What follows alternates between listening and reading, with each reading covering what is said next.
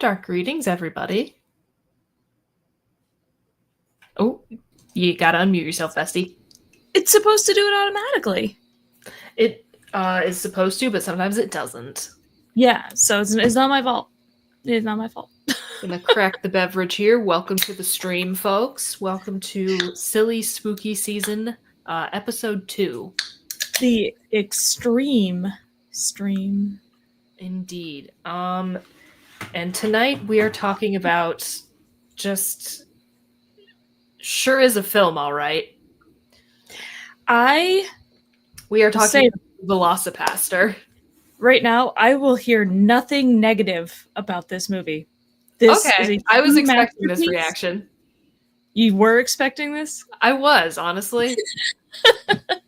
It is a true masterpiece, and there is nothing negative to be said about it. And if you say a negative thing, I will decline to perceive it. You know what? Fair enough. Live your truth, queen. My first note says, I'm expecting either greatness or garbage, and I think we landed somewhere in the middle. No.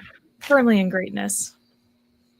All right. I mean, well, let's get into it. There are definitely some things I liked that I want to talk about. Yeah.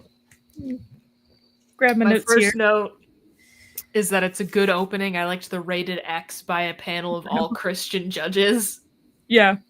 That made me laugh. Yep. Yeah, and you know, it's actually like the first couple minutes where he's like actually preaching felt like semi-serious, you know, and it's like, oh, this could be, aside from the rated X by an all Christian jury or whatever, like this could just be any normal movie at that point, until I saw him up close and realized, man, they really phoned it in on some of these costumes. Yeah, it's a cheap ass priest costume. I get the feeling this was made. Actually, honestly, I should pull up the IMDb while I'm thinking about it. I get the feeling this was made on a budget of absolutely nothing. I was curious about the budget because, like, the very next thing that happens is he goes outside and sees his parents, and then the car explodes, but then they just have VFX of car on fire or whatever. Yeah, just written on the screen instead of anything. So clearly they couldn't even afford to do any sort of computer effects. Yeah. Well, I mean, technically they did a couple, but they were really shitty. Well, like, it says at the very end that it was written, directed, and edited by the same guy. So. Yeah, okay. That definitely, you can tell. Let's put it that way. Yeah. But you know what? That it's not supposed to be, like, you know, a big budget. Like, yeah. It is, at the end of the day, a B movie. It was made the way it was intended to be made. I would agree with that statement. Here's a line that made me laugh about the parents do tend to die on you, huh? Yeah, I put that in quotes. It's what parents do. They die on you. Which is an unfortunate fact of life. I mean, I was going to say, yeah, it's pretty much true.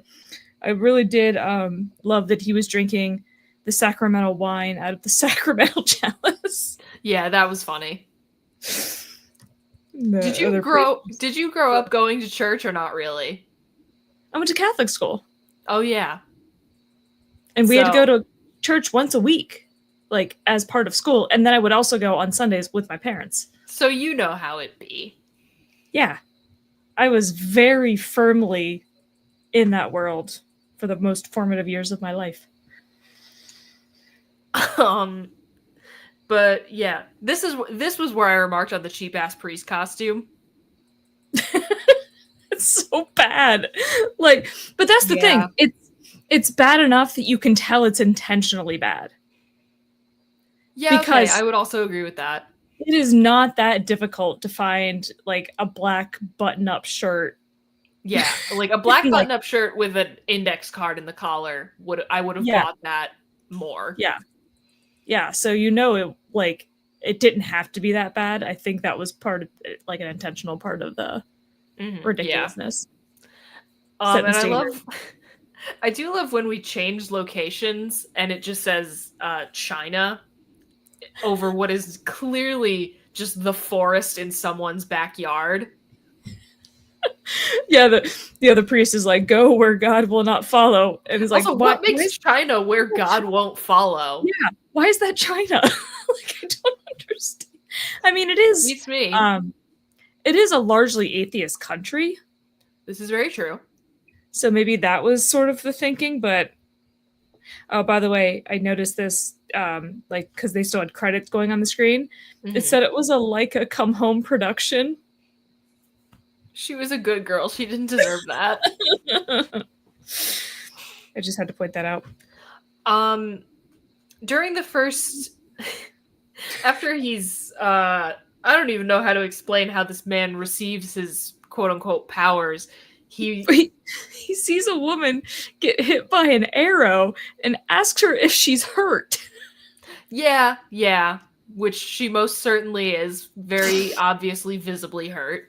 Yeah, and then she hands him an item, and what'd you say? It's Dragon? like a dragon claw. It's like a claw. Yeah, which never makes sense to me because supposedly it's like a dragon claw, but he's a dinosaur. Those are the same thing. Couldn't That I tell never ya. understood. Because they call him like the dragon warrior at some point, Yeah. right? Yep. And so he sort of like stumbles a little bit, and I think he like grips it a little too hard, and so it cuts into And his it cuts hand. him. Yeah. But that's how he receives the power to turn into a fucking dinosaur. I mean, which is an absolute delight. By the way, from this point on in the movie, like, well, like once he realizes he turns into a dinosaur, I would be putting that thing in like a safe or like something really secure. He's just carrying it around. Yeah, like, I would stab somebody else. I'd make sure that was safe. Yeah. Because you see later in the movie, he's just like, you know, walking around holding it out, and then she's like inspecting it. I'm like, no, dude, put that Put that thing away. Put it somewhere safe where no one can touch it. But during the first dinosaur transformation, I was surprised that they even had the budget for contact lenses. Yeah, that's so true. Although, I mean, we've bought plenty of This is very true. Those are quite accessible at this point. Yeah. Which I can't remember when this movie came out. 2018. Okay, yeah, so it wasn't that long ago. Yeah. And one of the things I wrote, okay, I am glad that they went with practical effects, even if they weren't good. Again, that's the always intention. prefer that. It's intentional, but I will always prefer that over shitty CGI. Mwah. Yeah, because I mean, even if you tried to do like CGI badly, it's not going to be as funny as agree. a clearly like, you know, discount store dinosaur. Yeah, thrown together. Which was entirely open at the bottom for some reason. I guess it was for ventilation. I don't really know. Who knows? But at first it sort of seemed to imply that he was like a were-dino. Yeah, only at night he can turn into at night or something, or only under a full moon. Take your pick. Yeah. And another thing that had me laughing throughout this entire movie is just that the camera work is so hilariously inconsistent. Yeah. Like these awkward shots where the camera's like moving around in ways that you don't want it to if you're like trying to do quote unquote proper cinematography. Yeah, and who gets to decide what that is? So this is very true. You make an excellent point.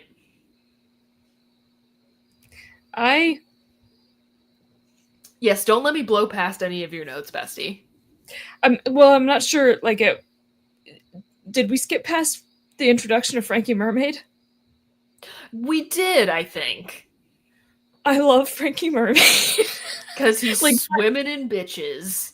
Yeah, because I actually wrote, they call me Frankie Mermaid because I'm swimming in bitches.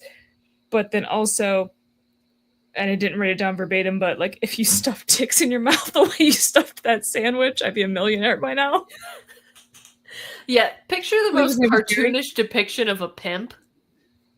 That's him. He was absolutely killing me. Mm-hmm. I really enjoyed. Obviously, he's a scumbag of a human being, but as a character, I enjoyed him. As a character, he's quite funny. But yeah, the camera work is so hilariously inconsistent. And one of the things that got me during one of a priest named Doug, by the way. I don't know why that is very incongruent in my mind. Yeah. Neither here nor there. But when Doug and Carol are kind of having a moment and she's telling him that she saw him turn into a dinosaur, it comes out that he doesn't even quote unquote believe in dinosaurs. I know, As though that's fantastic. an option. By the way, there was in the park, right? I believe is where they were, where that guy like tries to rob her and she's like, I don't have the money. And he's like, well, take me to whoever does. And she says, he'll kill you. And he says, that makes two of us. Yeah, what does that mean? I can't stop thinking about it. I can't blame you. That makes two of us. Yeah. We will never know what that meant. It's a genius line. But yeah, he doesn't even believe in dinosaurs. That absolutely sent me. When she touches him and he says something about thy sinning hands, that had me laughing. Yeah, I do enjoy the, like, you know, he calls her, I believe, a Jezebel at some point. And the constant, like, my child. It's such a stereotypical depiction of, like, how a priest would talk. Although, honestly, I've known a lot of priests, and a lot of them do talk that way. Point taken.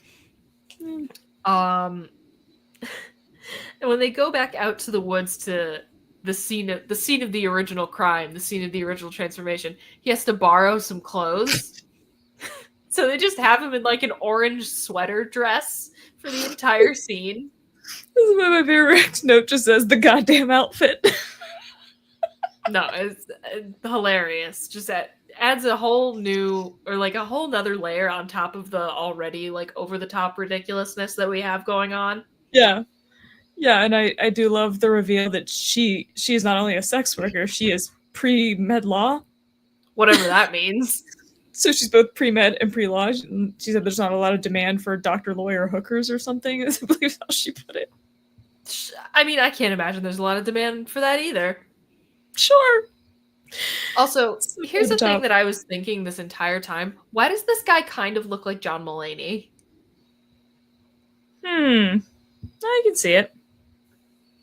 Yeah, that was like a mildly distracting thing as I was watching this. I kept thinking, man, he kind of looks like John Mulaney. I feel like he has one of those faces that can remind you of a lot of people. You know, because it's semi-generic. Is that a way to insult somebody? You have a very generic face. I mean, I did just say it was generic, yeah. Well, no, I mean, it's not memorable. So maybe it is an insult. Maybe. I don't know. It depends on if you want to be memorable or not. But when he goes to confession, not when Frankie Mermaid goes to confession, I do wonder how many actual crimes have been confessed to in churches. Like how many like mafia hitmen have like genuinely confessed their sins to a priest. I mean, I imagine a lot of them have, but I also imagine a lot of them wouldn't want to because, I mean, it could be overheard. This is very true. There's somebody else, you know, it's not like they really soundproof confessional booths. Mm-hmm. So there's somebody outside the booth who hears you and they're not sworn to secrecy. Mm-hmm. Which, by the way, I laughed so hard when he said that he stole candy from a baby and then threw the baby in the river so it couldn't snitch. Another thing that bringing it back to John Mulaney again, it reminded me of the bit where he's like, and I taught him you're never too young to learn about our national no snitching policy. Like, you know that bit? That's what it made me think of. And then my next note just says LMFAO, not the montage of his like fucking dinosaur training. Yeah.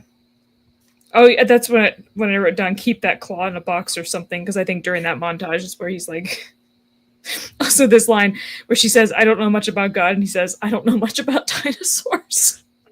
That made me laugh. I gotta say though, the montage is kind of becoming a lost art in film. Yeah. You don't see those much anymore. They have a montage later in the movie that I thought was actually really good. Yeah. But we'll get to that bit. We will get to that indeed. And when we cut back to China, I do just want to know why this, like, there's so many factors at play here. You have a Chinese Christian drug lord. Yes. And I just want to know why he has a Hitler mustache. I love how international his group of ninjas His ninja crew is incredibly diverse. You've got a white boy ninja. You have someone from Australia by the sounds of it. You have a couple ninjas from China. And I think at one point someone speaks Chinese and someone speaks Korean. Yeah. I had trouble keeping it straight, but it's like, it's an interesting group. A very diverse group.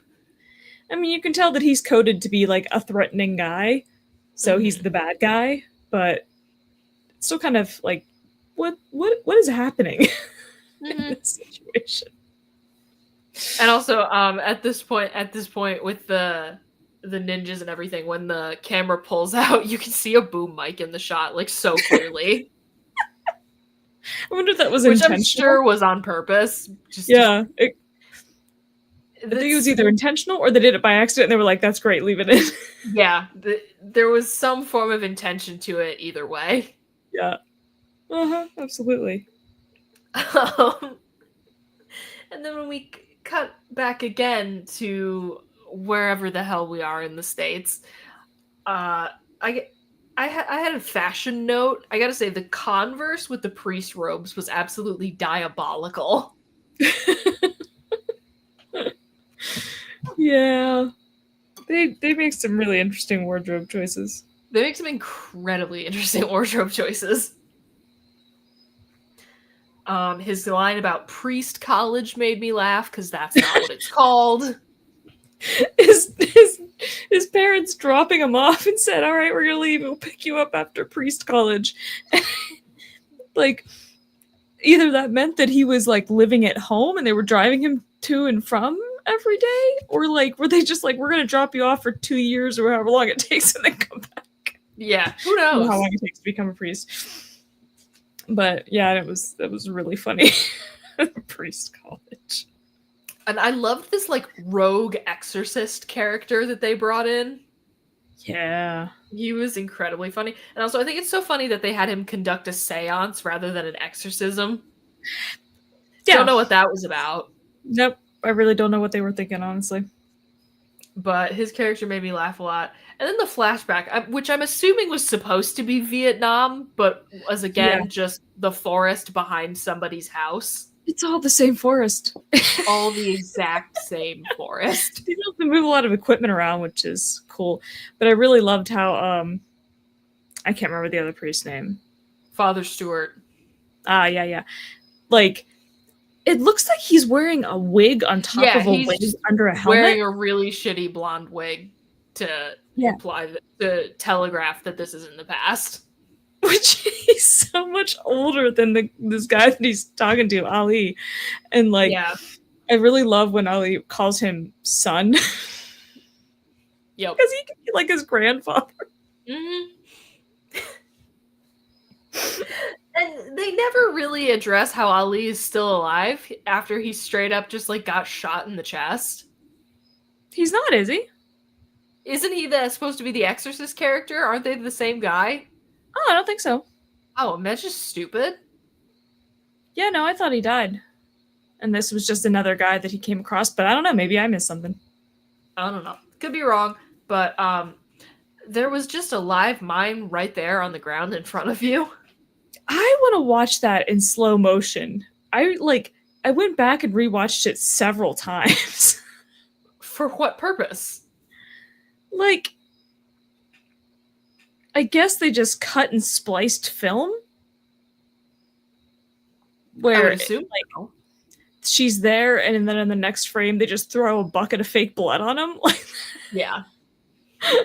Just so again, stupid. Attempts were made, and I'm happy that they were. Yeah, no, it absolutely killed me. There were several parts of this movie where I just like scream laughed. Understandable. Can't blame you. Yeah. But yeah, rip Father Stewart. Rip to a real yeah, one. because he attacks him. Yeah, He does indeed attack him. he attacks him. Yeah, He does indeed attack him. that is a shame. Trying to help him. And this is where I noted that one of the ninjas was Australian for whatever reason. Yeah, this is where it just wrote down crikey. Yeah. Nice. Well, he said crikey. He did. And then this is another moment I had to back up. It's like, did he just call the person next to him Jenny? Like, it just seems so like he's like, all right, so Jenny. Like, yeah, what if that's an Aussie thing? I wouldn't know. That name in particular just seems so out of place. Like a Jenny as a ninja. I don't know why. My next note just says, yeah, kiss her. Fuck being a priest. Oh yeah, mine says, why was he covered up with newspapers? Also that, I did wonder that. I don't know. Can I just take a second to say that this tastes like college? Oh, probably, yeah. I taste frat basement right now. Yep. You know what I mean? Great. It's not bringing back unpleasant memories, if I'm being completely honest with you. Yeah. It's kind of nostalgic and it's a good nostalgia. It's not melancholic. Yeah. Anyway, by the way, there was a bit, I think it was right after it's right after the montage where the priest is telling the other priest that he turns into a dinosaur and that he's killing people, and he says God doesn't want people dead. It's like, I think he wants a lot of people dead. Like, that's kind of and then that's essentially what he says, but it's like, have you looked at the world? Yeah. Just saying. That was worth noting. But yeah, and then we have our second montage, which was honestly pretty good. I thought it was really cool the way they had all the different frames and the kind of the lines between the frames were pulsing with the music and stuff. That it was pretty unique. They never really established this, but apparently both Doug and Carol just know martial arts because they're able to take out the ninjas with very little problem. My very next note just says, I guess they both know martial arts. Because ninjas jump through their window. Because, sure. But Father Stewart isn't dead. Yeah! Yay! He apparently is just missing an eye, but they put his eye patch right over top of his glasses. They put his eye patch on top of his glasses for reasons unknown. Because it's funny. That's the reason. And when our drug lord character makes it stateside and has his meeting, who the hell does he have? He doesn't have the meeting with Doug, does he? Wait, say that again? The Chinese Christian drug lord, when he makes it over here, who does he have the meeting with? Which meeting? There's a scene where he's talking to somebody and he serves them tea that's not tea at all. It's literally just water being poured out of a teapot. That's when he was talking to the other priest. Yes, okay. Yeah. I don't know why I had that mixed up in my head for whatever reason. Yeah. No, I noticed that. I was like, that is just water. Yeah, it's just straight up water. Clearly nothing, yeah. But when the concept of Christian ninjas makes me laugh so much. Yeah. It's just funny. Yeah, and Stuart asks, what do drugs and Christianity have to do with each other? It's so stupid. Their plan is to get everyone hooked on cocaine so that in the process of getting clean, they'll turn to Jesus to get clean. Yeah. Yeah, because a lot of those, even the Narcotics Anonymous groups and stuff, they say Christian prayers during those meetings. Yeah, and that I am aware of, but this just feels like taking that to an insane level. So that's the idea. But they are selling this cocaine that's supposedly 4 times more addictive. It's like, why are you making your job harder? Because if they're that addicted, they might just not show up in the first place. Yeah, they might not show up at all. Maybe 2 times more addictive. Maybe. It's a very diabolical plan. And then Rip for real this time. Yeah, what did he stab him with? I don't remember. I swear it looked like a pencil or something. That's very possible. Yeah. And then we find out that our main character has had a brother this whole time that just hasn't been mentioned. So first of all, they're getting ready for the big confrontation. He puts on a leather jacket, which is to me like the very end of Grease. Like, oh yeah, this now signifies I am bad. I am now cool. It's like he has cast off the priesthood and is now a badass because of the jacket. But you know, I feel sorry for his brother. I do. And I would like some more explanation. Yeah, why was he just completely overlooked by his family? Yeah, because there's nothing. All the priest says is like, no, it's not possible. There's no... Yeah, like, does he not remember having a brother? Well, it's like his dad says, "You're my only son," and it's like, man, how much did they hate this kid? A lot, apparently. Like, he was sitting in the back, like, with the van crouched down behind the seat. Yeah. And for what? Oh, God. Is he fucking telepathic? So, Sam pulls out this sword, and then he throws it on the ground and says something about, like, I don't want to taint, you know, the weapon of my ancestors or whatever. And immediately I typed down, but they have the same ancestors? Yeah. You know, he's like, and then I was like, oh my God, he has telekinesis. And then he says, we have the same ancestors or whatever, right? He was like, wait, then who the fuck are their ancestors? Yeah, I have questions. Who are these people that they have ancient weapons that also somehow come with powers that allow you to, you know, but I also like that I mistyped it and I said, it says who the guck are their ancestors. And I left it that way because I thought it was funny. That is funny. Oh no, not Carol. Yeah, she could have tried to get out of the way. She could have made an attempt. It was definitely possible. She just stood there. She let it happen. And then you have all the ninjas crying as though they didn't just kill her. Yeah. I mean, it is tragic, though. Yeah, I suppose. They're not heartless. They're just following But, you know, rip Carol. Yeah. And then when we finally have some, like, an extended period of time with, like, wide shots of the dinosaur and you see just how fucking bad it is. I love it. So funny. Oh my God, it's so good. Absolutely hilarious. And I loved the transition from dinosaur back to human. That made me, like, guffaw. Yeah. I mean, apparently they have these special arrows that have anti-venom on them. So I guess the thing that turns him into a velociraptor is a venom? I guess. So if they shoot him with the arrow that has this anti-venom, it turns him back human. Loved the timing on the Gandhi quote on screen. Oh, yeah. And Carol lives. We're skipping Are we over skipping something?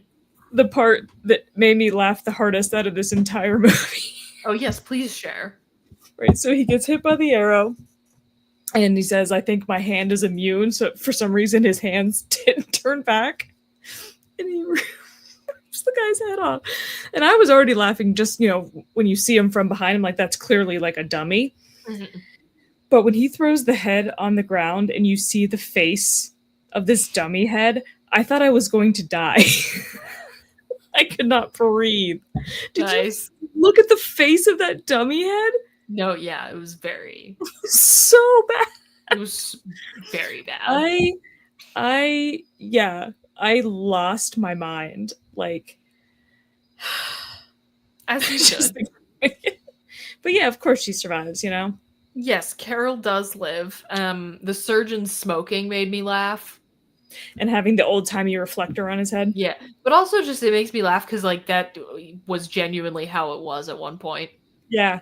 Well, it's not even just that he's smoking. He, like, digs, like, in the ashtray to find one that isn't fully smoked. Like, yeah, that's desperation. using that ashtray at least. Yeah, that's gross. And then the she's fine graphic was awesome. Yeah, I assume that's because people are like going to be pretty incredulous that she actually survived after all that. Yeah. And they're like, no, really, she's fine. But yeah, I mean, it's nice. I would have been really sad if she had actually died, because then, like, I would have been sad as well. like, what's he gonna do without her at this point? She changed his life. Mm-hmm. Yes, we have a, I would say this has a happy ending.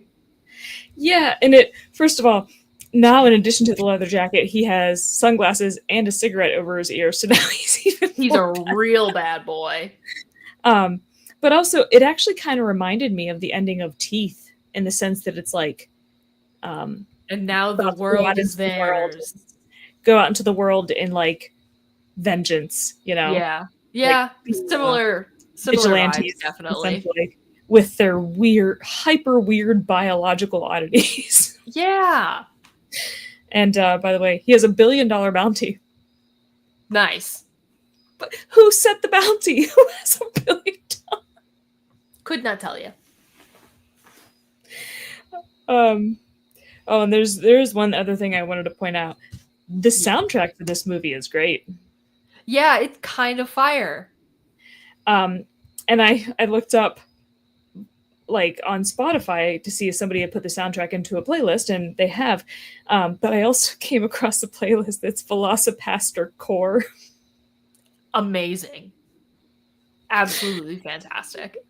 Yeah, but there are definitely some songs in there that I'm going to be listening to. I love that for you. Yeah. This was kind of a short one, I will say. Yeah, I mean, there's not a whole lot of what, 70, 80 minutes? Yes, I think it was 70? No, I'm not sure. Yeah, it's not a particularly long movie, so I would say it's worth the little time that it does take. It's so fun. Because again, you have to, like, you can't gauge it by, like, general movie standards. You have to gauge it by... Because here's the thing. On my Letterboxd, I gave it 2 stars, but I also liked it. Well, but you're judging it probably by the standards of most movies as opposed to the standards of what it was trying to do. For what it's trying, like, and that's what the heart is for. The heart is for what it's trying to do. I like what it's trying to do. It's just on an actual, like, objective scale, this is a 2 out of 5. At least in my opinion. Because, like, you can't say, like, oh, their graphics were bad because they were intentionally bad. Like, they were intentionally bad. But yeah. So, in trying to create bad graphics, they did a great job. Yeah, exactly. So, yeah. I think giving it 2 out of 5, giving it 4 out of 10 is definitely a little bit harsh. I would probably give it like a 5 or a 6 out of 10. You know what I'm going to say. 5 out of 5, 10 out of 10. I love that for you. I'm glad that you had as much fun with it as you did.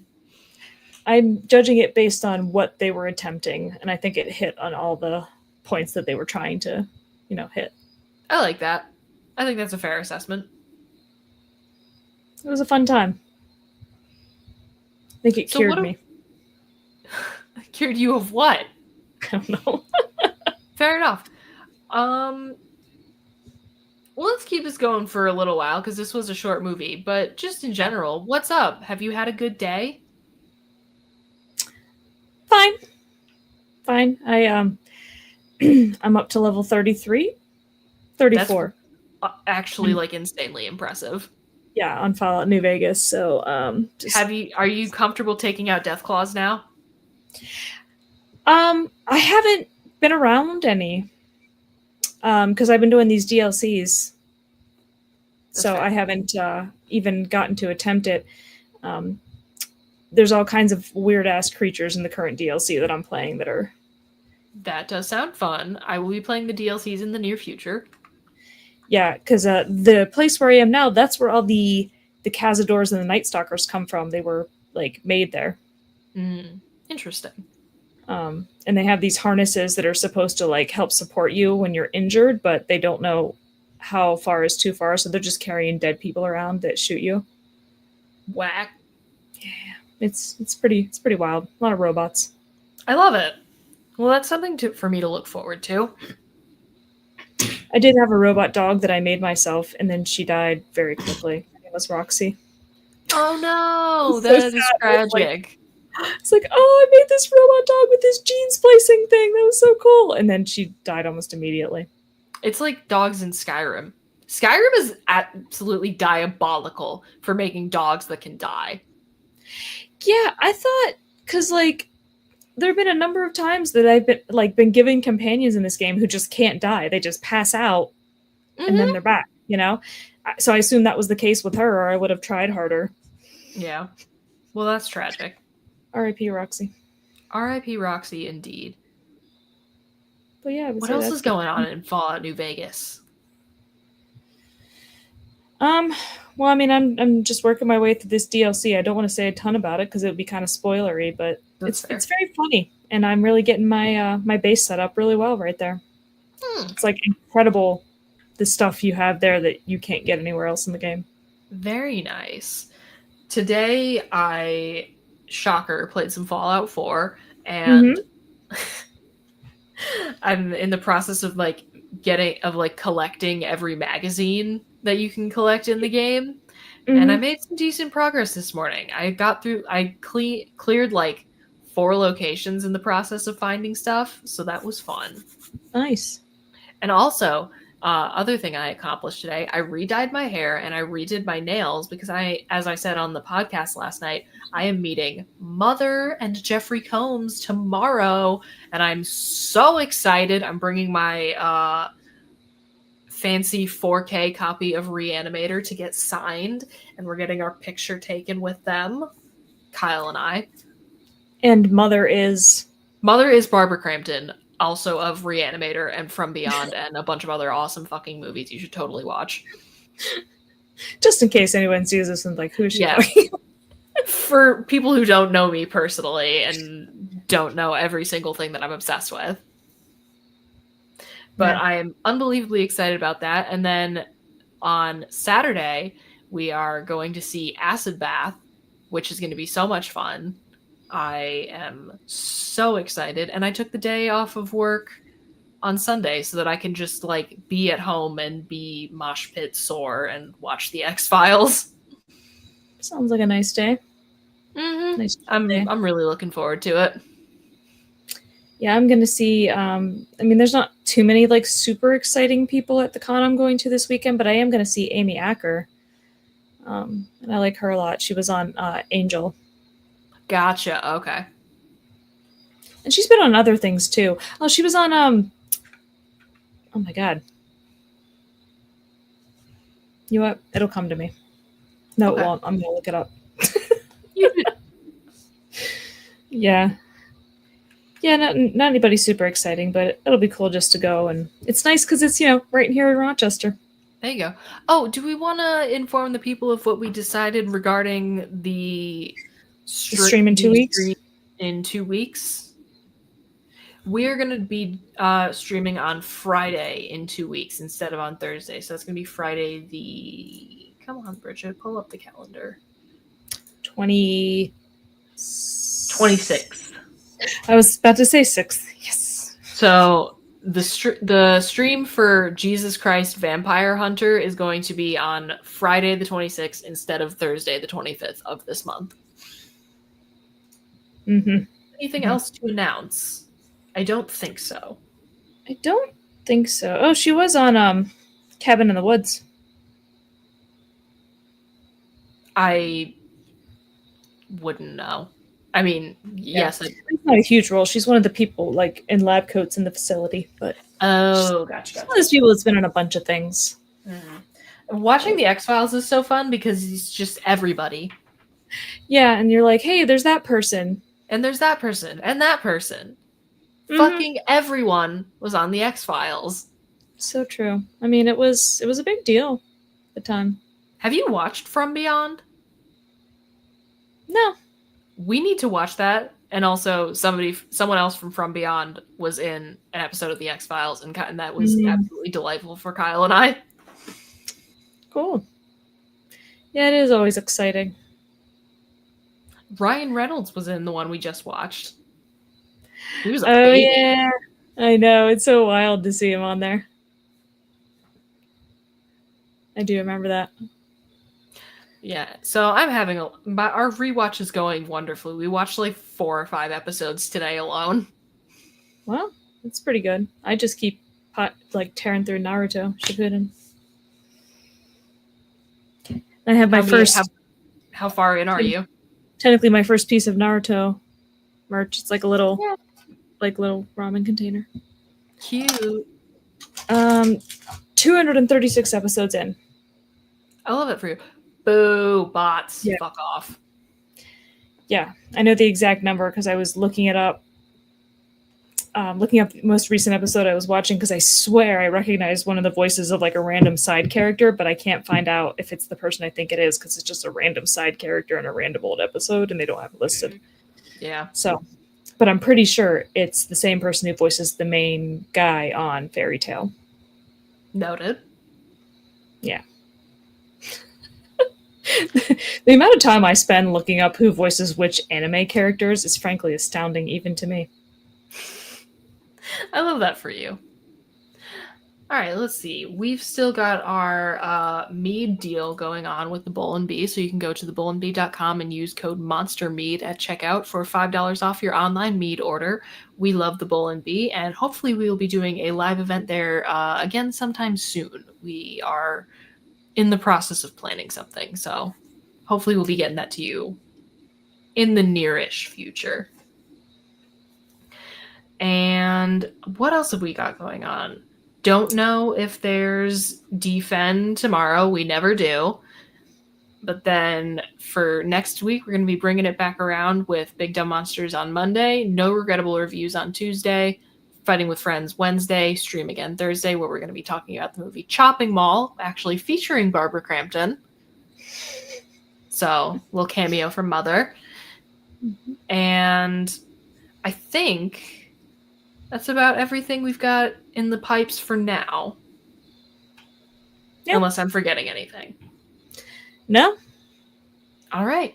Thank you, everyone who tuned in. We appreciate you. And we'll see you again next week. Bye, everyone.